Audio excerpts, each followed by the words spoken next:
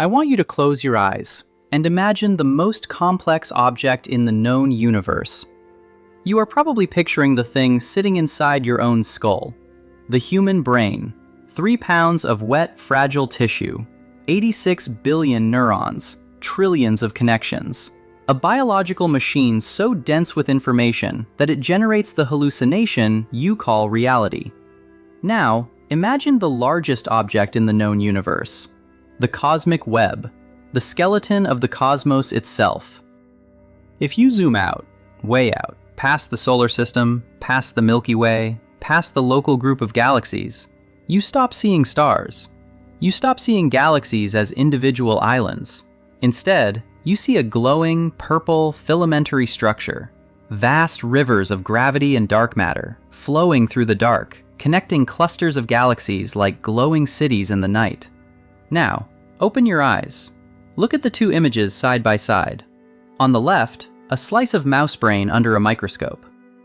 On the right, a computer simulation of the universe at the largest scale. They are identical. They are so similar that if I didn't tell you which was which, you would have a 50-50 chance of guessing wrong. One is micrometers wide.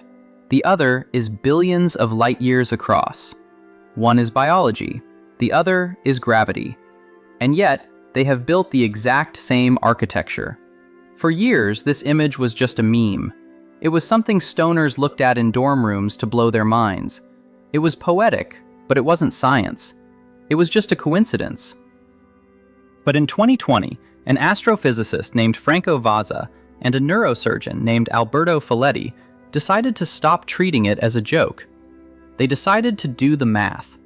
They wanted to know if this resemblance was just surface level, or if the universe and the brain actually share the same mathematical soul. What they found was disturbing. They found that the structural similarities go down to the bone. They discovered that the universe isn't just like a brain. It is organized, optimized, and structured exactly as if it were trying to process information. This leads us to a question that used to be the territory of mystics and shamans, but is now sitting uncomfortably on the desks of theoretical physicists. Is the universe conscious? Is the thing we live inside actually thinking? And if it is, are we the thoughts? Or are we the cancer? Today, we are going to look into the mind of God, and we might find that it is brain damaged. Let's get the skepticism out of the way first. It is easy to find patterns where there are none. Humans are pattern-seeking machines. We see faces in clouds. We see animals in the stars. We see Jesus in a piece of toast. It is called pareidolia. So Vazza and Folletti had to prove that the brain-universe connection wasn't just pareidolia. They published their results in a paper titled The Quantitative Comparison Between the Neuronal Network and the Cosmic Web. They compared the two networks across a scale difference of 27 orders of magnitude. That is a 1 followed by 27 zeros. To give you a sense of that scale, it is the difference between a single atom and the entire planet Earth. Despite this impossible gap in size, the statistics lined up perfectly. First, they looked at the composition. A human brain is roughly 77% water. Water is passive. It doesn't think. It just provides the medium for the neurons to float in. The universe? It is roughly 73% dark energy. Dark energy is passive. It doesn't clump or form stars. It just pushes space apart. So, both systems are about 3/4 filler and 1/4 structure. Then, they looked at the connections. In the brain, neurons are the nodes, and axons are the filaments that connect them. In the universe, galaxy clusters are the nodes, and filaments of dark matter are the connections. When they analyzed the spectral density, which is a fancy way of measuring how clumpy or smooth a structure is at different zoom levels, the curves overlapped. The fluctuation of matter in the cosmic web follows the exact same mathematical progression as the fluctuation of matter in the cerebellum of your brain. But here is the statistic that should keep you up at night. They calculated the memory capacity. By estimating the number of connections and the potential states of the system, they calculated that the human brain has a memory capacity of roughly 2.5 petabytes. That's enough to store a few million hours of TV shows. Then they ran the numbers for the cosmic web.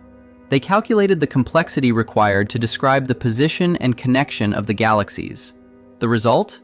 4.3 petabytes. The memory capacity of the visible universe and the memory capacity of a single human brain are within the same order of magnitude. Think about the efficiency of that. Evolution spent billions of years refining the brain to be the perfect information processing machine. It uses the least amount of energy to create the most amount of complexity. Gravity, acting on cold gas and dark matter over 13.8 billion years, arrived at the exact same solution. This suggests that there is a fundamental rule of network dynamics that governs everything. It suggests that when matter tries to organize itself, whether it is proteins in a skull or galaxies in a void, it always builds a brain. It's the law of maximum complexity.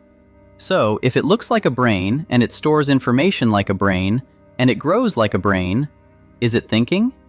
This is where the story takes a dark turn. There is a problem with the universe is a brain theory, and it is a big one. It's the speed of light. In your brain, a thought is a rapid-fire event. An electrical signal zips down an axon at hundreds of miles per hour.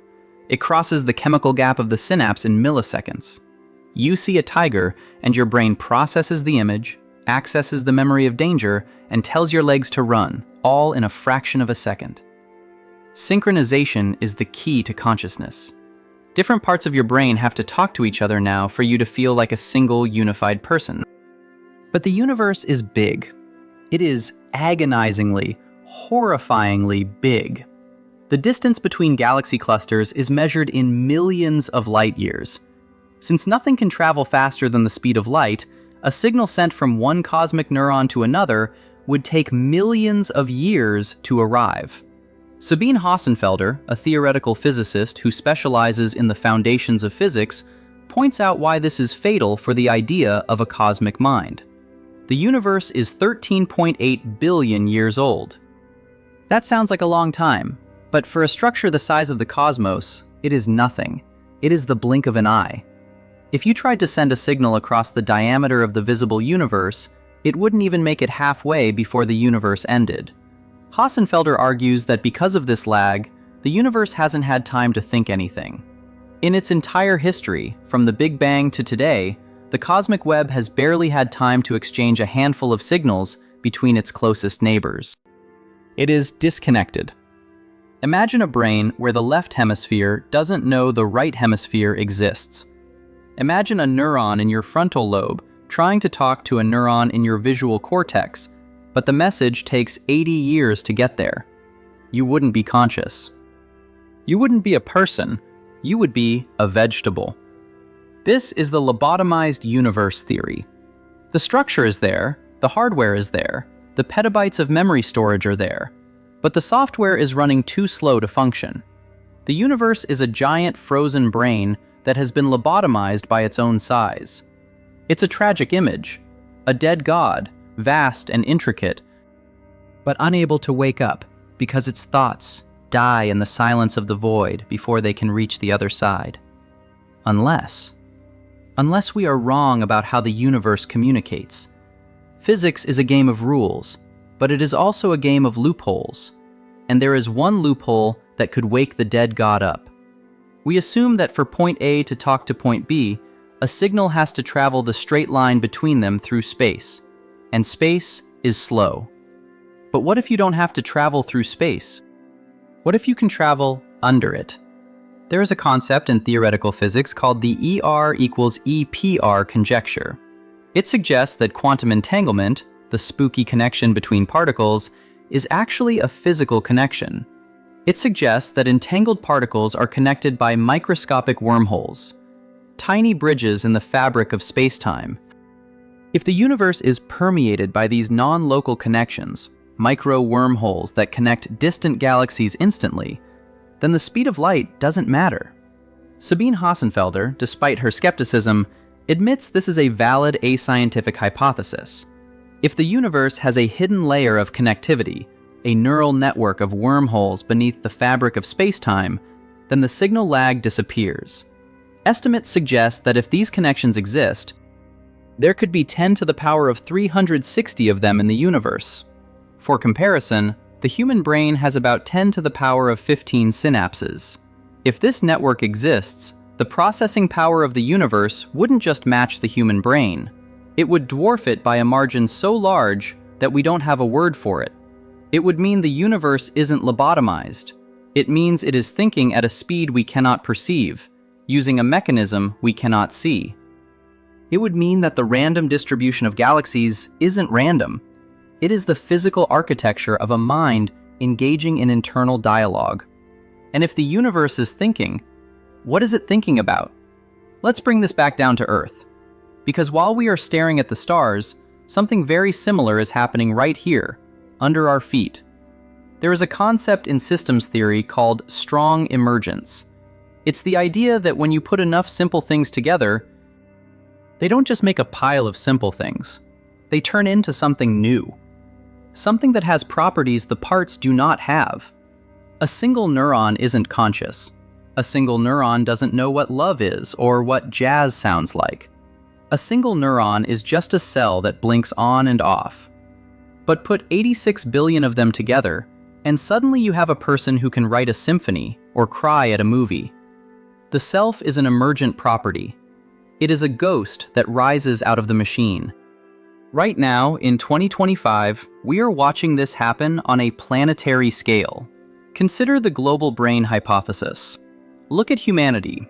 There are 8 billion of us. On our own, we are smart but limited. But we are no longer on our own. We have built a network of copper and glass that wraps around the planet, the internet. In this analogy, you are a neuron. Your smartphone is your axon. The fiber optic cables are the white matter of the planetary brain. For a long time, this global brain was slow. Like the early universe, the connection speeds were terrible. Ideas took months to travel from New York to London. But now the latency is 0. And we have added a new layer, artificial intelligence. If humans are the neurons, AI agents are the neurotransmitters. They are the chemicals flooding the system, speeding up the connections, finding patterns, routing information. Francis Halligan, a cyberneticist at the Global Brain Institute, argues that the internet is facilitating a metasystem transition. Humanity is self-organizing into a collective intelligence. We are no longer individuals, we are nodes in a single processing entity. Just as a neuron doesn't know it is part of a brain, you don't really know you are part of this planetary mind. You think you are browsing the web. But really, you are processing a tiny packet of information for the collective. When you solve a CAPTCHA, you are training the global brain to see. When you post a review, you are forming a memory. When you fight in a comment section, you are part of the brain's immune system, attacking a bad idea. And here is the kicker. If the global brain wakes up, if it achieves consciousness, will we even know? Does a neuron know when you have an epiphany? No, it just fires. We might be living inside a waking mind right now, totally unaware that we are just the hardware. This brings us back to the image, the mouse brain and the cosmic web. The ancient Hermetic philosophers had a saying, as above, so below. They believed the microcosm reflects the macrocosm. Modern science has replaced mysticism with fractals, but the idea is the same. Nature repeats its best ideas at every scale. If the universe looks like a brain, and the internet looks like a brain, and your brain looks like a brain, it implies that consciousness isn't something special that happens inside your head. It implies that consciousness is the fundamental shape of the universe. It implies panpsychism, the idea that mind is a fundamental property of matter, like mass or charge. But there is a terrifying flip side to this. If we are just neurons in a larger mind, do we have free will? Does a neuron have free will? Can a neuron decide not to fire when the brain tells it to? If it does, we call that a seizure. We call that a disorder, and the brain sends chemicals to suppress it. If the universe is a conscious mind, then our free will might just be noise in the system. Or worse, our desire for independence might be viewed by the cosmos as a cancer. Maybe that's why the universe is so hostile. Maybe the vacuum, the radiation, the black holes, maybe that's the immune system. Maybe we are the virus that the universe is trying to isolate on a tiny blue rock before we can spread and infect the rest of the web. Or maybe it's the opposite. Maybe the universe was lobotomized. Maybe the speed of light did break its mind billions of years ago. And maybe we are the cure. Think about it. We are matter that has learned to think. We are star stuff that has woken up. We are building spaceships. We are building AI. We are figuring out how to manipulate quantum entanglement. We are finding the wormholes. We are the way the universe is trying to reconnect its severed hemispheres. We are the repair crew. We are the neuroplasticity of God. There is a final piece of evidence from Vaza and Folletti's study that I haven't mentioned yet. It's about what isn't there. Remember, 75% of the brain is water. 75% of the universe is dark energy. The structure, the thinking part, is actually very thin. It's fragile. In the brain, the consciousness doesn't live in the atoms. It lives in the pattern of the atoms. If you rearrange the atoms, the person disappears. The universe is the same. The galaxies, the stars, the planets, they are just the scaffolding. The reality is the pattern.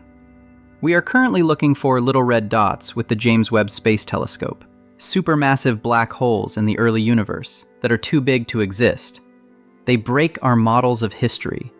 Some physicists suggest these might be direct collapse black holes, born from the raw collapse of gas, skipping the star phase entirely. But viewed through the lens of the cosmic brain, they look like something else. They look like focal points. They look like the energetic hubs where the network began to boot up. If the universe is a mind, these impossible black holes might be the first sparks of thought in the infant cosmos. And us? We are the latest spark. So, look at your hand again. You are made of atoms that were forged in the hearts of dying stars. You are a piece of the universe that has organized itself into a sensor. You are the universe looking at itself. If the neural universe hypothesis is true, even partially, it changes the definition of loneliness.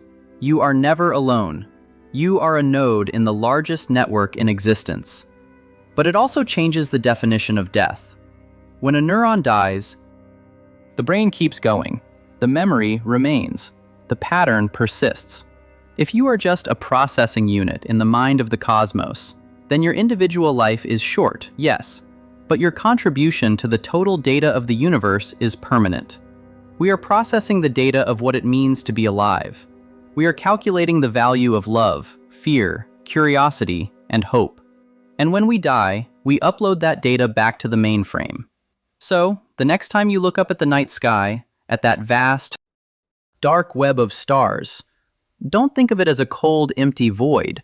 Think of it as a mirror. You are looking at a mind, and it is looking back at you. And it is wondering, what are you thinking?